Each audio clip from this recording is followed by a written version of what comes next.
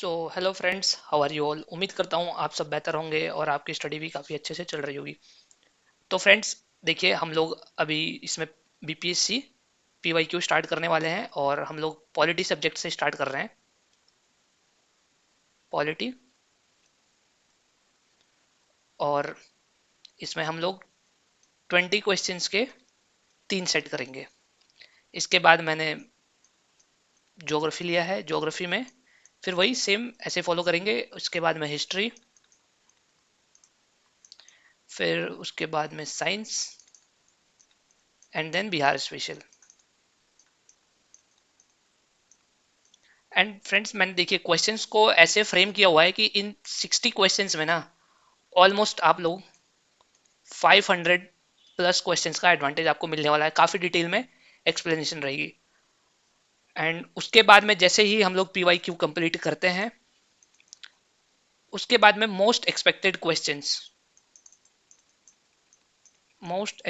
Questions करेंगे, जो कि हमारा जून के मंथ में होगा। फ्रेंड्स, मैं आपको वे फॉरवर्ड इसलिए बता रहा हूं ताकि अगर आप लोग इस चैनल के साथ जुड़ते हैं तो आपको बाद में ज़्यादा परेशानी ना हो। एंड देखिए, पी वाई क्यू करवाने का बस एक ही रीजन है। अगर कोई भी एग्जाम आपको क्लियर करना है तो पी वाई क्यू क्या है? गेटवे है। इसके बिना आप लोग कुछ कर ही नहीं सकते, मेरा विश्वास मानिए। क्यों? क्योंकि अगर आपको रास्ता पता होगा तो आप यहाँ से इजिली ट्रेवल कर जाएंगे। लेकिन अगर ये रास्ता ही नहीं होगा तो आप लोगों का जो सफर है वो काफी मुश्किल हो जाएगा। आपको जब पता ही नहीं है कि कहाँ जाना है तो उस सिचुएशन में काफी ट्रबल हो सकता है। तो फ्रेंड्स देखिए, अगर आप लोग वाकई में बीपीएससी 72वीं बीपीएससी 72nd बीपीएससी अगर आप लोग क्रैक करना चाहते हैं with in given time frame, क्योंकि 26 जुलाई को ये एग्जाम शेड्यूल्ड है। देखिए, अब एक्सटेंड होता है नहीं होता है वो हमारा प्रॉब्लम नहीं है। हम लोगों को इस डेट को टारगेट करना है और इसी डेट को लेकर के सारा स्ट्रेटेजी करना है। तो फ्रेंड्स, बिना किसी देरी के हम लोग स्टार्ट करते हैं। और देखिए, पॉलिटी के ये 20 क्वेश्चंस मैं आज करवा रहा हूँ। इसके बाद में अगर आप लोगों को लगता है कि काफ़ी अच्छा सब कुछ चल रहा है तो फ्रेंड्स आप लोग कमेंट में भी बता सकते हैं कि आगे आप लोगों को किस सब्जेक्ट का वीडियो चाहिए। एंड फ्रेंड्स, उसके साथ हम लोग स्टार्ट करते हैं। तो देखिए, हमारा पहला क्वेश्चन जो है, which two words have been incorporated in the preamble by the 42nd Amendment Act? Right friends. तो देखिए, 42nd अमेंडमेंट में क्या क्या ऐड हुए थे। तो सेकुलर सोशलिस्ट, हाँ ये दोनों वर्ड थे, बाकी किसी में नहीं है। एंड देखिए, सोशलिस्ट, सेकुलर, एंड इसके साथ एक और वर्ड ऐड हुआ था, that is integrity. Right friends. And देखिए, इसके बाद ये क्वेश्चन यही खत्म नहीं होता है। 42nd अमेंडमेंट एक्ट को क्या कहा जाता है? इसको मिनी कॉन्स्टिट्यूशन भी बोला जाता है। क्यों? क्योंकि इसमें काफी सारे चेंजेस हुए थे। उसके बाद दोस्तों, इसमें फंडामेंट इस 42nd अमेंडमेंट से fundamental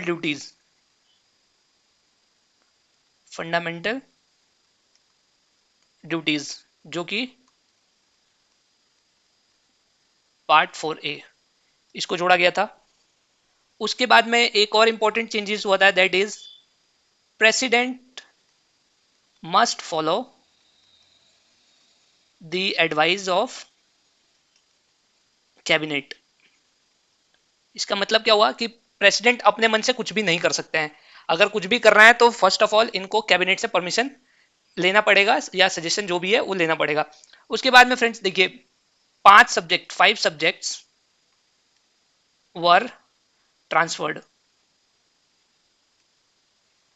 transferred from state subject to union subject. ठीक है, ये इंपॉर्टेंट है। देखिए, ये क्वेश्चन भी पूछ देता है और इसमें भी सबसे ज्यादा इंपॉर्टेंट हो जाएगा क्या क्या ट्रांसफर किया था। तो सबसे पहले अपना education, then we have forest, protection of wild life, protection of wildlife and birds, then weights and measures, and administration of justice।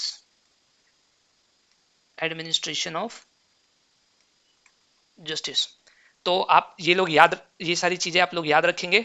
And friends देखिए उसके बाद में डीपीएसपी में भी कुछ सर्टेन चेंजेस हुए थे जिसको हम लोग याद रखेंगे। सबसे पहले आर्टिकल 39। आर्टिकल 39 में क्या मेंशन है? Secure opportunities for healthy development, to secure healthy development of childrens, right. उसके बाद में to promote equal justice, 39A में इक्वल जस्टिस एंड फ्री। इसमें देखिए 39A काफी इंपॉर्टेंट है क्योंकि अगर जो लोग गरीब हैं वो लोग अफोर्ड नहीं कर सकते, उनके लिए क्या गवर्नमेंट लॉयर उनके बिहाफ पे केस लड़ेगा। उसके बाद में to take steps to secure participation, workers का participation, that is what 43A। Then we have 48A। 48A में क्या है? Promote and improve the environment and to safeguard forest, to safeguard forest. तो फ्रेंड्स देखिए क्वेश्चन ये एक था, लेकिन अगर इसमें डीप डाइव करते हैं तो काफी चीजें मिलेंगी। एंड मैं आपको बोलूंगा कि देखिए 42nd amendment act and 44th amendment act, ये काफी इंपॉर्टेंट है एंड आपको इसको काफी डीपली करना है। हालांकि मैं in later phase of this preparation I will also bring some videos on it. और अगर आपको जो भी चाहिए, एंड फ्रेंड्स एक और चीज मैं बताना भूल गया, वो है कि अगर आपको इसका पीडीएफ चाहिए, देखिए पीडीएफ जो है वो बिल्कुल फ्री ऑफ कॉस्ट है। डिस्क्रिप्शन में टेलीग्राम का लिंक है, वहां से आप लोग ज्वाइन कीजिए एंड देन वहां पे आपको ये पीडीएफ मैं बिल्कुल फ्री ऑफ कॉस्ट प्रोवाइड कर रहा हूँ। सेकंड क्वेश्चन देखते हैं। देखिए इसका एक्सप्लेनेशन भी मैंने काफी डिटेल में दिया हुआ है, अगर आप लोगों को प्रेफर करना है तो आप लोग डायरेक्ट टेलीग्राम से जाके डाउनलोड कर सकते हैं। अब देखिए जो हमारा सेकंड क्वेश्चन है इसमें पूछा हुआ है article 243J, which of the following can make provision for the maintenance of accounts by panchayat. तो अगर आप लोग देखेंगे तो इसमें आपका जो करेक्ट आंसर होगा वो होगा स्टेट लेजिस्लेचर। फ्रेंड्स देखिए आपको कंफ्यूज नहीं होना है स्टेट फाइनेंस कमीशन से। स्टेट फाइनेंस कमीशन इसका इनकरेक्ट आंसर है, स्टेट लेजिस्लेचर इसका करेक्ट आंसर है। एंड इसके बाद में देखिए 243 टू 243O, ये हमें सारे आर्टिकल्स याद करने हैं। और देखिए 243 में क्या है? ग्राम पंचायत। ये तो मतलब नॉर्मल है, आप लोग ध्यान रख सकते हैं। सॉरी, ये 243 में है ग्राम पंचायत। एंड 243 में क्या है? Definition of state and panchayat. And then friend देखिए जो इंपॉर्टेंट है वो मैं आपको बता देता हूं। रिजर्वेशन ऑफ सीट्स 243 में डी में क्या है? Reservation of seats. रिजर्वेशन, आप रिजर्वेशन और डी में कैसे, मतलब थोड़ा एक फेमिलियर, वो डी रिजर्वेशन कर दीजिए, डी रिजर्वेशन। इस तरीके से थोड़ा न्यूमोनिक टाइप बना करके आप लोग याद रख सकते हैं। देखिए एंड देन उसके बाद में 243F, ये इंपॉर्टेंट है। ये इंपॉर्टेंट क्यों है? क्योंकि इसमें डिस्क्वालिफिकेशन मेंशन है। डिस्क्वालिफिकेशन का भी आप थोड़ा कुछ अतरंगी से बना सकते हैं, बाकी आप लोग समझदार हैं। उसके बाद में देखिए जो आई है 243I, constitution of finance commission, constitution of finance commission. और ये कौन करता है? State legislature. Then friends 243K, 243K में क्या है? इलेक्शंस। इलेक्शन से रिलेटेड जो भी प्रोविजंस हैं, किसमें क्या मतलब योग्यता होगा, कौन इसमें पार्टिसिपेट करेगा, कौन नहीं करेगा, वो सब आपको के में दिया हुआ है। तो ये रहे आपके जितने भी इंपॉर्टेंट आर्टिकल थे 243 से रिलेटेड। एंड फ्रेंड्स देखिए इसमें अगर और डीप डाइव करेंगे तो काफी सारे क्वेश्चन अराइज हो जाएगा, और होगा क्या कि वीडियो काफी लंबा चला जाएगा। मैं हर टॉपिक पे पॉलिटी के एक काफी डिटेल, मतलब एक एक घंटे का वीडियो करके आप लोगों को पढ़ाऊंगा। ये हम लोग पीवाईक्यू देख रहे हैं, इसलिए जो भी पीवाईक्यू गिवन है मैं उसको थोड़ा सा एक्सटेंड करके एक्सप्लेन कर दे रहा हूँ। राइट फ्रेंड, अब देखते हैं नेक्स्ट क्वेश्चन। देखिए थर्ड क्वेश्चन क्या है? Which article of the Constitution restricts a member of parliament to hold the office of profit? देखिए, ऐसे क्वेश्चंस ना अगर आपको कभी एग्जाम में मिलता है और नहीं पता है तो मोस्टली आप लोग स्किप कीजिए एंड 0.33 मार्क्स गेन कीजिए। क्यों? क्योंकि अगर आप देखिए, अगर 4 क्वेश्चन है, अगर बिल्कुल ही, क्योंकि ये बिल्कुल ब्लाइंड गेस हो जाएगा। हालांकि इसका करेक्ट आंसर हो जाएगा आर्टिकल 102 पार्ट 1 ए हो जाएगा। तो फ्रेंड्स, इसका कोई ज्यादा डीप एक्सप्लेनेशन नहीं है, रट्टा जिंदाबाद। चलिए अब नेक्स्ट देखते हैं। देखिए, फोर्थ क्वेश्चन है हमारे पास, size of councils of ministers has been restricted to 15% of membership of Lok Sabha by which constitutional amendment act? तो फ्रेंड्स देखिए, इसका आंसर जो है वो हो जाएगा 91st अमेंडमेंट एक्ट। देखिए 92nd में क्या हुआ था? अगर हम लोग 92nd में देखें तो यहाँ पे ये लैंग्वेज 8 शेड्यूल से रिलेटेड है, जिसमें 4 लैंग्वेज ऐड किए गए थे, and that is Bodo, Dogri, Maithili and Santhali. Right friends, तो ये आप लोग याद रख सकते हैं। देखिए इस बार क्या हुआ, इस बार 91st अमेंडमेंट के बारे में पूछ लिया, क्या पता नेक्स्ट टाइम 92nd के बारे में पूछ ले, या फिर ये भी हो सकता है 93rd के बारे में पूछ ले। देखिए 93rd क्या था? एजुकेशन। एजुकेशन में रिजर्वेशन से रिलेटेड था ये, जिसमें ओबीसी, एससी एंड एसटी को रिजर्वेशन मतलब देने की, एक्सटेंड करने की बात कही गई थी। एंड अगर आप लोग देखते हैं 95th में एससी एंड एसटी का पॉलिटिकल रिजर्वेशन,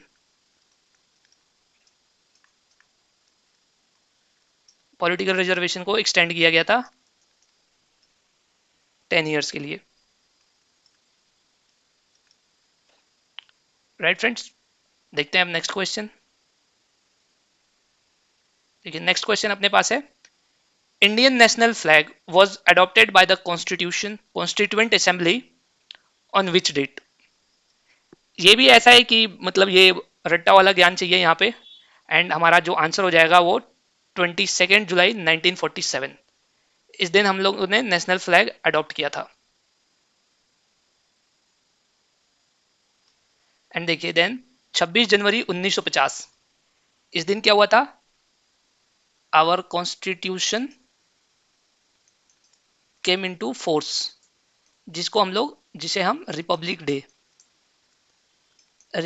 डे के रूप में मनाते हैं, that is 26 January. Then 26 November 1949, इस दिन क्या हुआ था? Constitution adopted by the constituent assembly। Right friends, देखिए दो चीज है, 26 जनवरी 1950, इस दिन क्या हुआ था? केम इनटू फोर्स, मतलब उस दिन से ये अप्लाई हो गया था, और यहां पे सिर्फ एडॉप्ट हुआ था। इस चीज को आप लोगों को बिल्कुल ध्यान से याद रखना है। एंड 24 जनवरी 1950, इस दिन क्या हुआ था? नेशनल एंथम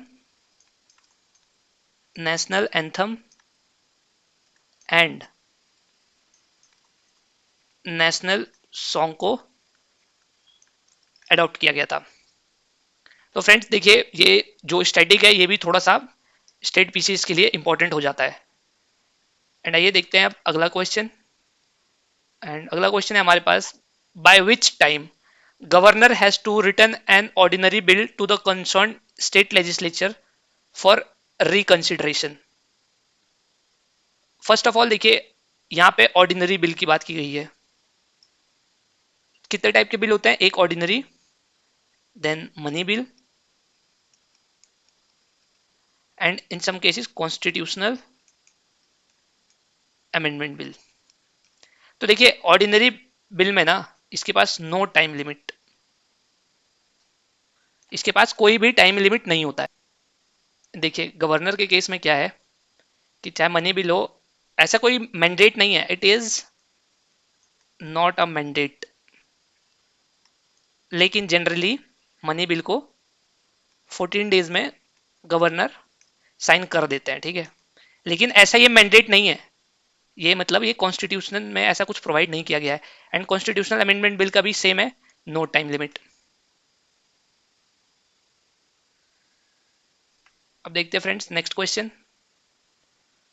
देखिए नेक्स्ट क्वेश्चन है हमारे पास, the speaker of Lok Sabha enjoys, मतलब क्या क्या प्रिविलेजेस लोकसभा को, स्पीकर को मिलती हैं। तो देखिए the right to vote only in case of tie, correct है ये। The right to vote like other members of the house, नहीं ये इनकरेक्ट है। Two votes one in ordinary course, ये तो मतलब फालतू में दिया हुआ है, नो राइट टू वोट, ये भी गलत है। तो जो स्पीकर ऑफ लोकसभा होते हैं उनको right to vote only in case of time में उनको उनके पास ये रहता है। एंड फ्रेंड्स उसके बाद देखिए article 110, money bill, money bill is a money bill or not, it is only decided by speaker of Lok Sabha. उसके बाद में आर्टिकल 100 जो कि यहां दिया हुआ है, casting vote in terms of tie. उसके बाद में देखिए अगर जैसे कोई भी ज्वाइंट सिटिंग होता है, ज्वाइंट सिटिंग, देन स्पीकर ही उसको लीड करेंगे। उसके बाद में ये फाइनल इंटरप्रेटर होते हैं, मनी बिल का आर्टिकल 110 में आपको बता दिया। उसके बाद में हाउस को एडजर्न करने का पावर भी, house adjournment,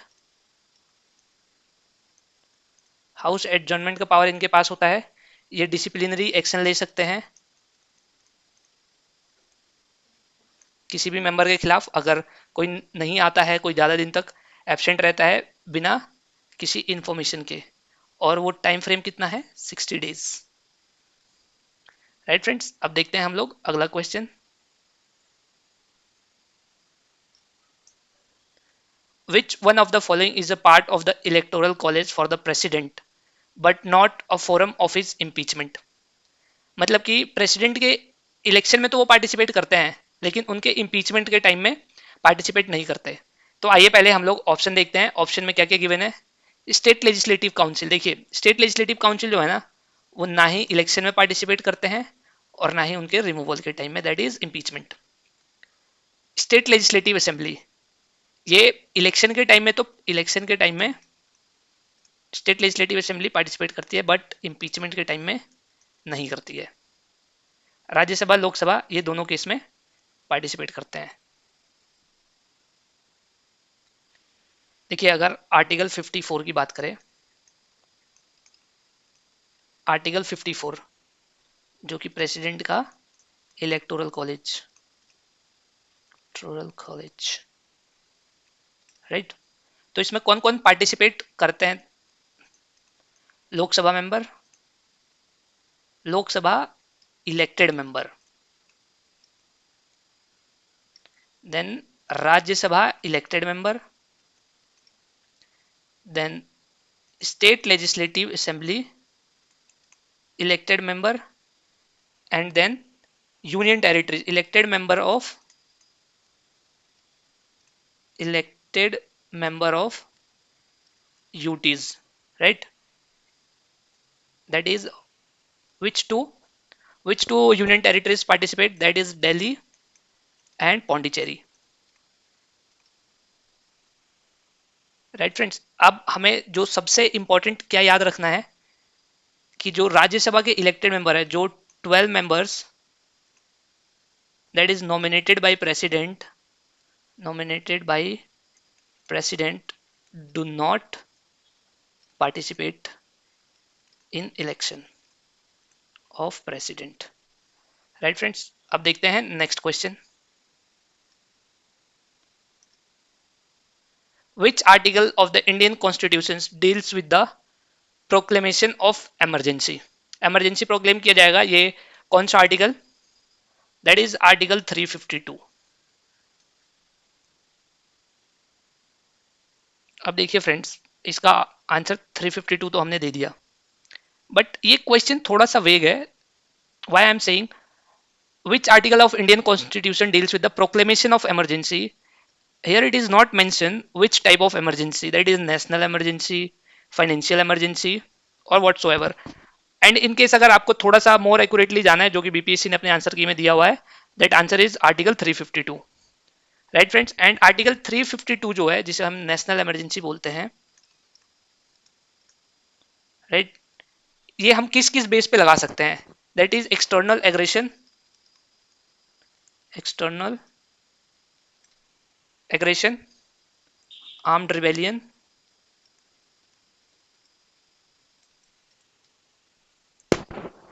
and if you remember, armed rebellion जो था, ये बाद में हम लोगों ने 44th अमेंडमेंट से ऐड किया।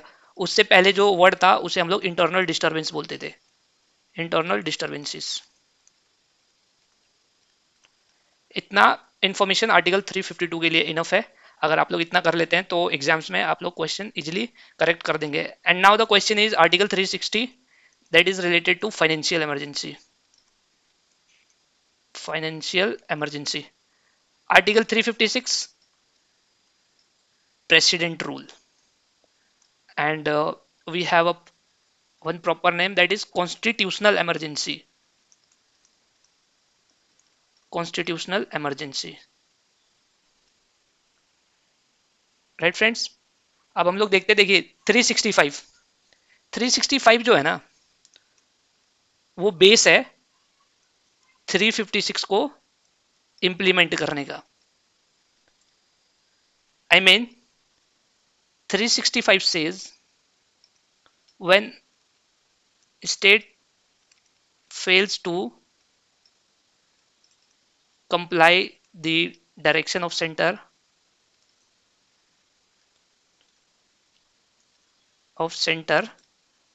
president rule must be imposed, right friends. तो उम्मीद करता हूं कि आपको ये वीडियो अच्छी लग रही होगी, जो भी अभी चल रहा है पीवाईक्यू। देखिए फ्रेंड्स, फ्यूचर में इसको और ज़्यादा बेहतर करेंगे और धीरे धीरे क्वेश्चंस का जो एक्सप्लेनेशन है वो मैं पीडीएफ में और ज़्यादा करके देने की कोशिश करूंगा। तो फ्रेंड्स देखते हैं हम next question, question that is question number 10। Who is the chairperson of GST council? RBI governor incorrect है, union minister of corporate affair incorrect, chairman of finance commission, this is also incorrect. Our correct answer is union finance minister. देखिए अगर हम लोग article की बात करें, GST council जो है कौन से आर्टिकल के तहत? 279A। और ये ऐड कब हुआ था अमेंडमेंट इसका? 2016, इम्प्लीमेंटेड इन 2017। एंड वो अमेंडमेंट कौन सा था? 101 अमेंडमेंट एक्ट, जिसके तहत जीएसटी काउंसिल को इम्प्लीमेंट किया गया। एंड इसमें देखिए फ्रेंड्स, 3/4 मेजोरिटी ऑफ वोट्स चाहिए कुछ भी इंप्लीमेंट करने के लिए। अब देखते हैं नेक्स्ट क्वेश्चन। देखिए, विच amendment of the constitution abolish the 2 seats reserve for the Anglo Indian community? तो फ्रेंड्स फर्स्ट ऑफ ऑल हम लोग देखिए एक एक करके पहले ऑप्शंस देखेंगे। अभी 100 जो 8th है ये अभी तक ऐसा हुआ ही नहीं है, क्योंकि अभी लास्ट जो हमारे पास है वो 106th कॉन्स्टिट्यूशनल अमेंडमेंट तक ही है। 100th कॉन्स्टिट्यूशनल अमेंडमेंट एक्ट, ये किसके लिए हुआ था? Transfer of land between India and Bangladesh. 101 हमने अभी पीछे देखा, ये जीएसटी काउंसिल से रिलेटेड है। एंड देखिए 102nd, national commission for backward classes, इसमें कौन सा आर्टिकल? 338 बी जुड़ा था, राइट फ्रेंड्स। उसके बाद में देखते हैं हम लोग 103 कॉन्स्टिट्यूशनल अमेंडमेंट एक्ट, जो कि ईडब्ल्यूएस रिजर्वेशन से रिलेटेड था। एंड उसके बाद में 104 अगर हम लोग देखते हैं तो ये है हमारा correct answer, that is related to abolition of 2 seats reserved for Anglo Indians. And इसमें क्या हुआ था? एससी एसटी का जो रिजर्वेशन था, एससी एसटी सीट्स रिजर्वेशन, उसको एक्सटेंड कर दिया गया फर्दर 10 ईयर्स के लिए। उसके बाद में देखिए हमारे पास 105th कॉन्स्टिट्यूशनल अमेंडमेंट एक्ट, ये किसके लिए था? Restoring the power restoring the power of schedule SCBC that is directly related to 102nd Amendment Act. And जो हमारे पास अभी 106 है, नारी शक्ति नारी शक्ति वंदन अधिनियम। इसमें क्या है, 33% जो रिजर्वेशन है वुमेन्स के लिए parliament and state legislative assembly में। तो फ्रेंड्स, उम्मीद करता हूं कि आपको ये देखिए, ये करंट से लिंक करके भी हम लोग पॉलिटी कितना अच्छे से पढ़ सकते हैं। 100 कॉन्स्टिट्यूशनल अमेंडमेंट एक्ट, देखिए ये क्वेश्चन एक पक्का आएगा आपके एग्जाम में, जिसे आप याद रख सकते हैं। जो 100वां था वो किसके लिए था, लैंड, जो भी डिस्प्यूटेड लैंड थे, जैसे कि कुछ पार्ट जो था हमारा वो बांग्लादेश के पार्ट में पड़ता था, बांग्लादेश का कुछ इंडिया में पड़ता था, तो हम लोगों ने इसको ट्रांसफर कर लिया। उसके बाद में 102nd national commission for backward classes, 103rd EWS reservation से रिलेटेड है, 104th जो है हमारा SC/ST एक्ट से था, 101 जो था वो GST काउंसिल से रिलेटेड था, एंड 105th कॉन्स्टिट्यूशनल अमेंडमेंट था जिसने क्लेरिफाई किया ओबीसी के रिजर्वेशन पे, जो कि national commission for backward classes 102nd में दिया गया था। एंड फ्रेंड्स, नेक्स्ट क्वेश्चन देखते हैं आप। देखिए, minimum age for MP, lower house, upper house and president. तो इसमें सबसे पहले देखिए, जो लोअर हाउस के लिए एज है वो है हमारे पास 25 ईयर्स। MP के लिए कितना एज है, दैट इज 30 ईयर्स। MP इन राज्यसभा, ये लोकसभा के लिए है। एंड देन हमारे पास जो प्रेसिडेंट के लिए एज है 35 ईयर्स। तो 25, 30 and 35, that is answer A. Answer A will be the correct answer. अब देखते हैं next question. Under which article is the annual financial statement budget is required to be laid before the parliament? तो ये हो जाएगा article 112, right friends, annual financial statement that is budget. देखिए, article 113 जो है वो एस्टिमेट्स के प्रोसीजर से रिलेटेड है, जिसमें हम लोग डिमांड फॉर ग्रांट्स जो कि that is passed only in Lok Sabha. Then हमारे पास है आर्टिकल 114 जो है वो अप्रोप्रिएशन बिल से रिलेटेड है, अप्रोप्रिएशन बिल। एंड अगर आर्टिकल 3, अगर देखिए, अगर ये ऑप्शन पार्ट 3 दिया होता तो ये किससे रिलेटेड होता, फंडामेंटल राइट्स, राइट फ्रेंड्स। अब देखते हैं next question. Which schedule of the constitution contains provision regarding the Anti Defection Act? So anti defection देखने से पहले हम लोग एक एक करके देख लेते हैं कि 5th शेड्यूल में क्या है, 2nd शेड्यूल में क्या है, 8th शेड्यूल में क्या है, एंड अल्टीमेट अपना जो करेक्ट आंसर हो जाएगा वो 10th शेड्यूल हो जाएगा। देखिए, जो 5th शेड्यूल है वो administration of schedule and schedule tribe areas. 2nd में क्या हो जाएगा, emoluments and salaries of Lok Sabha speaker, Rajya Sabha speaker, etcetera. 8th schedule that is language that earlier we discussed, and 10th schedule जो है एंटी डिफेक्शन से हो गया। फ्रेंड्स देखिए, जो भी 5th schedule, 2nd schedule, 8th schedule, 10th schedule है, अगर इनको मैं डिटेल में एक्सप्लेन करूं तो ये वीडियो काफी ज्यादा लंबी हो जाएगी, इसलिए मैं आपको ओवरऑल एक ऑप्शन पे एटलीस्ट 2 मैं बताने की कोशिश कर रहा हूं। और पॉलिटी के लिए अगर आप लोग कमेंट्स में बताएंगे तो मैं एक सेपरेट कोर्स लॉन्च करूंगा, राइट फ्रेंड्स, और वो बिल्कुल फ्री ऑफ कॉस्ट होगा। Now we are in question 15 and the question is the power of Supreme Court to decide disputes between center and state falls under its। तो friend देखिए, इसका जो correct answer होगा वो क्या होगा, original jurisdiction, right. And original jurisdiction जो है आर्टिकल 131 के तहत आता है। और इसमें देखिए, इसमें 3 क्लॉजेज है जो कि ओरिजिनल जुरिस्डिक्शन सुप्रीम कोर्ट की आता है। Government of India and one or more state, right. Then second number पे government of India and any states, one or more, that is basically. And third है two or more states, to or more states. And अब आप लोगों को ये भी जानना होगा अपीलेट जुरिसडिक्शन क्या होता है, एडवाइजरी जुरिसडिक्शन क्या होता है, कॉन्स्टिट्यूशनल जुरिसडिक्शन क्या होता है। तो फ्रेंड्स एक एक करके देखते हैं। देखिए सबसे पहले हम लोग देखते हैं कॉन्स्टिट्यूशनल जुरिसडिक्शन। देखिए कॉन्स्टिट्यूशनल जुरिसडिक्शन जो है वो article 32, that is Ritz.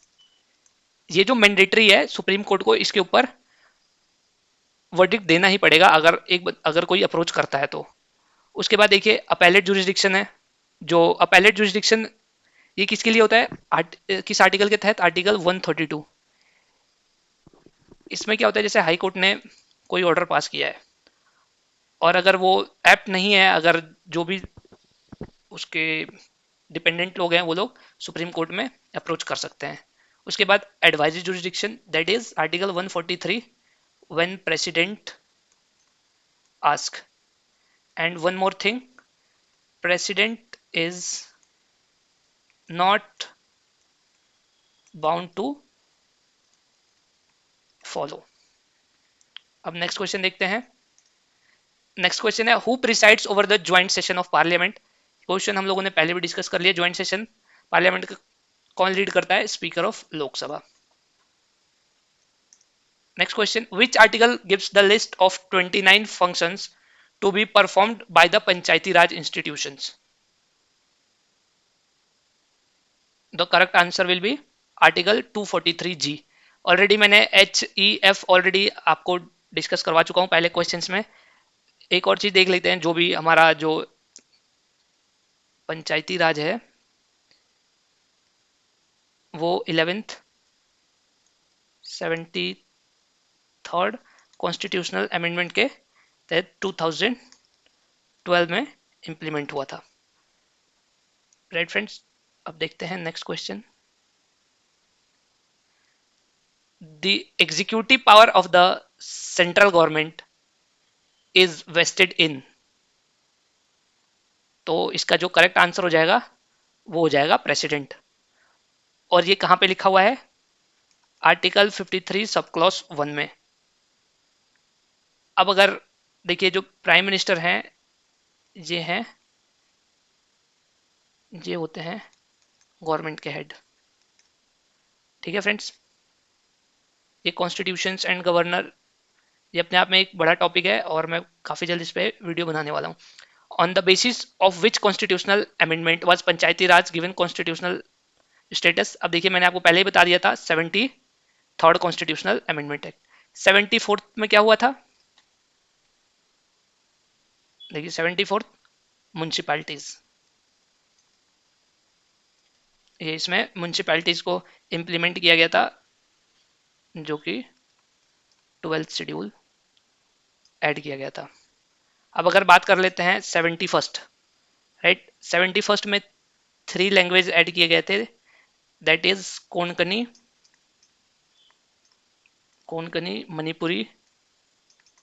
Manipuri and Nepali.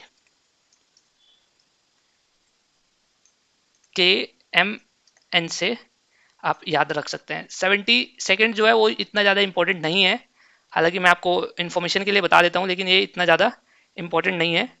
इसमें ST की जो सीट्स थी ना त्रिपुरा में वो रिजर्व की गई थी।